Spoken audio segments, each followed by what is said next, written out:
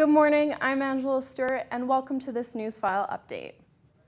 Police have one man in custody after a fatal crash on Glenmore Trail that claimed the life of one individual Easter Sunday. Emergency crews were called to the scene of the crash early Sunday evening. 3 vehicles were involved in the crash. A man in his 60s was pronounced dead at the scene. Investigators have said one driver tried to change lanes and sideswiped a vehicle. He then crossed the median into oncoming traffic, crashing head-on with a Jeep. The man connected to a sexual assault Tuesday evening has turned himself in. Investigators said the victim was getting off a bus near an intersection when she was approached by a man she did not know. Police said the suspect forced the woman to the ground and tried to sexually assault her.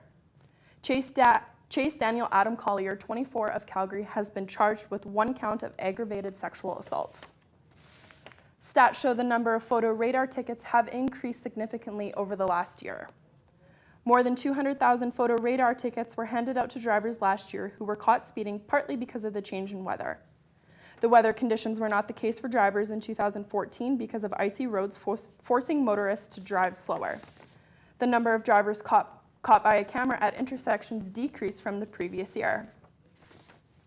It has been a big week in Calgary as the city is getting ready to host the Juno Awards.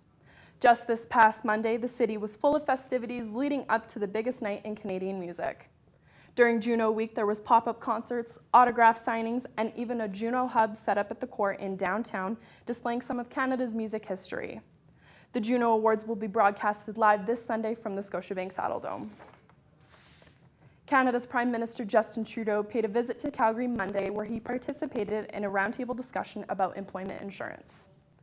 There are 12 regions the government have picked out who need the most help with extra weeks of EI benefits for unemployed workers. The areas included are parts of the East Coast, northern and southern Alberta, northern BC, and Saskatchewan. Calgary was on the list while Edmonton was not. Now let's take a look at the weather.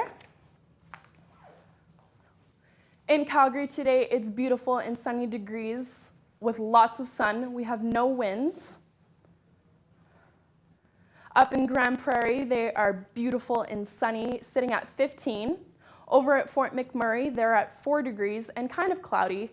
It's very sunny all across Alberta. Here in Calgary, again, it's at 20 degrees. Medicine Hat is sitting down at 18, and Lethbridge is at 17 with lots of sun. Here's your 5-day forecast. Tonight, we are clear and a high of 20 with a low of 6. Tomorrow, sunny and cloudy with a high of 20 and a low of 6.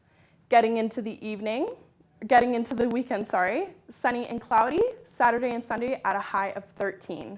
Here's what travelers can expect. Out on the coast, Vancouver is looking beautiful. They're sitting at 17 degrees with sun today. Moving west to east, Ottawa is gloomy and they're sitting at 9 with showers. Toronto can also expect some showers throughout the day, and Halifax is at 10 with rain. Aaron Sanchez's wish has been granted. The most debated topic within the Blue Jays' rapid fan base has been solved. Sanchez will start the season in the starting rotation. He was seen accepting congratulations from his teammates, coaches in the clubhouse Monday morning. He was showing better command of his secondary pitches, specifically his curveball. For Sanchez to succeed, he needs a 3 or 4 pitch repertoire. Kansas City Chiefs safety Hussein Abdallah has retired after 7 seasons and has joined the list of players who have walked away from the NFL with health concerns. Abdallah suffered his 5th concussion this season, sidelining him for 5 weeks. The Chiefs have known weeks prior that Abdallah was leaning towards retirement and has proven to be a dependable safety for the Kansas City Chiefs for the past 3 seasons. Hundreds of family members, friends, and teammates of the Baltimore Ravens gathered to pay their final respects to the late cornerback Trey Walker. The 23-year-old died in hospital 2 weeks ago of injuries from a dirt biking accident. He was riding a white Honda dirt bike with no helmet. Multiple players and coaches attended the funeral last Saturday, including head coach of the Baltimore Ravens. The Washington Capitals are not out of the running yet. The team has secured the President's Trophy after Monday night's game against the Columbus Blue Jackets. The Capitals have earned a home ice advantage through playoffs and have ensured they will finish the season with the highest record.